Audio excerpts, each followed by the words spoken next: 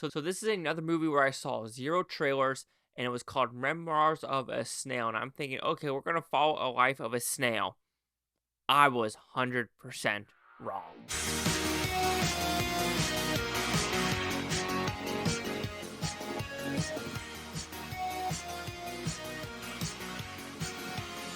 Chase Lehocky here with the Blue Futon reviewing Memoirs of a Snail. So what's about? Pretty simple premise.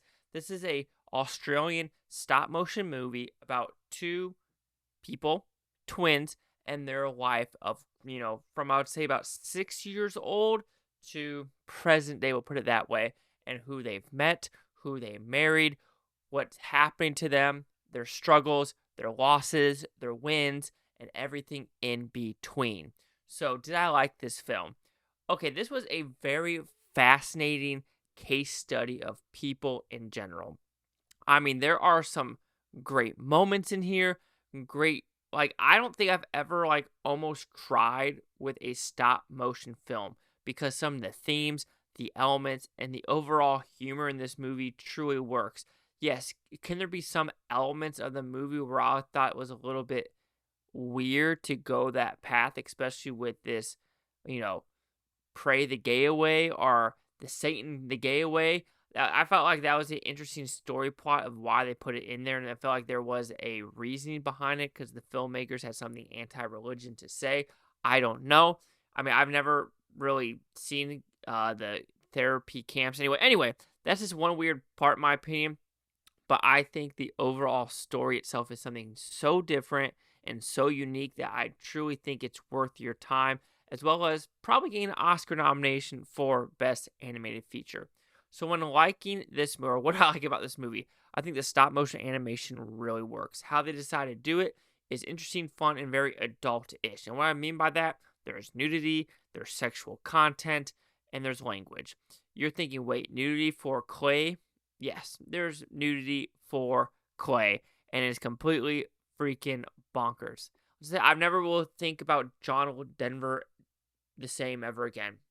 I know that sounds weird, but Country Road is going to be something. I can't think Country Road. I love that song. I still love it, but my God, now it's going to have a different meaning inside my head.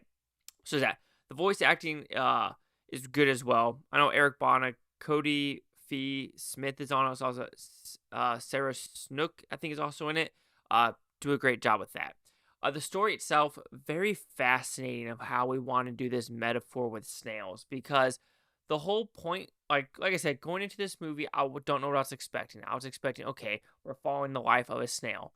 That is incorrect. We're following the life of a girl who absolutely loves snails, and her brother as well that loves animals, and they're doing whatever they can to actually help animals, especially like Mickey right here, because he wants a lot of pets right now because I've been gone all day. So he's like, pet me as much as I can. So you have that. But then there's also a character, an older lady with Alzheimer's in here that also is like a very sad character, if you want to put it that way, because the whole point of the ending of this movie is talking about how you need to get rid of all your snails, because it's kind of an obsession. You got to let go of the past, because also with snails always move forward. Snails can never go back. And I was thinking, oh, I never thought about that, because maybe snails could do circles, but they don't have the body or just the motion to move backwards, kind of like dogs or humans or cats or any other animals to back up. Now, it made me wonder how many other animals cannot go in reverse, if you want to put it that way. So there is a complete metaphor in this movie about snails moving back in life, looking at your past, and moving forward. And with that, I do understand that message, but then at the same time, it's hard to agree with that message. And the reason I say that, of course, losing a sister and seeing her passed away, yes, it's been 10 years now, but it's still in the back of my mind of things that I've done during that day, like laughing at that 70s show after her death. And you're thinking, like, why can I laugh at this? Like, something just happened like 4 hours ago. And so I understand you want to let go of the past to move forward, but I think at a point you don't want to let go of all your past. And this movie felt like the message is let go of all your past. Your past you can't change. It's done when what is done. And I understand that to a point, but then I also hard to, like I said, it's hard for me to actually agree with that message of you want to at least keep something in your past. Yes, I understand, for example, that you might have a shrine of someone, and it's okay to kind of minimize that shrine to maybe a picture or an urn or things like that. But get rid of everything, it's hard for me to believe. And I don't think they get rid of everything in this one because they do still have like the ashes of the father and things like that because they want to do something with a roller coaster or things like that. So there are things in the past, but I mean, I understand the message, what they were trying to get overall. Are there some weird things in this movie? Absolutely. Especially when the main girl gets married and why she's eating a lot of sausage. Bonkers. Absolutely bonkers plot point. There's a lot of interesting plot points, especially when they split up and one goes to the apple orchard and one goes to the swingers.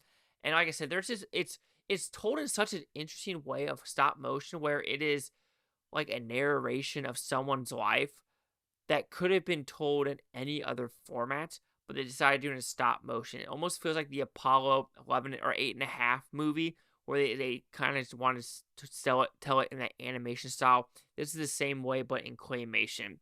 Like I said, some negatives I can say are some story elements or points where I want to say it drags, but you're just thinking like, okay, what are we trying to do here? Because we do a lot of background story about this one older lady that gets Alzheimer's, and you're thinking, okay, what does that have to do with the story of, because I would rather have more of a story element with either the brother and sister and with the father as well, but we don't get that. We do get, it's more about her life, and I understand that, but adding a little bit more to the brother, I think would be a little bit more fun overall. But overall, Memoirs of a Snail shocked me, surprised me, has really good themes, good messaging, and I overall dug the experience. Yes, some themes did bother me, especially with the apple orchard and what they did with the brother and what the filmmakers were trying to say with that message. And I just got to be like, and also they felt like they were making fun of people that pray and have religion. And maybe they weren't trying to do that, but I think they were. I truly think they were. So that kind of lowers it down for me because, I mean, when you're just making fun of it without, I don't like Heretic. I won't say they're making fun of it, but they're like questioning it. Here they don't question it. They're just kind of making fun of it. And, I'm not a big fan of cheap jabs. It's like, it feels like an AOC clapback culture, and I just don't like that. But no, it's still a good message and overall fulfilling experience. So Memoirs of a Snail will receive a 4 out of 5 with Futons, which equals that 80%. So let's see the critics and user scores gave this one. So you have critics a 95% with 75 of them. Audience score 85% with over 50. Critic consensus. The stop motion odyssey of hope triumphing over life despairs with humanity to spare makes Memoirs of a Snail a deft, heartfelt tale. I mean, I have to agree with it. It is quirky, it is interesting, and it's something you probably haven't seen before.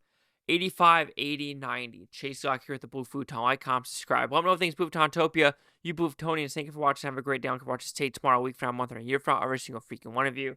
And yes, maybe you should move forward and have. But snails also, I didn't know that, but if once the female snail gives birth, it automatically dies. Crazy. Craziness.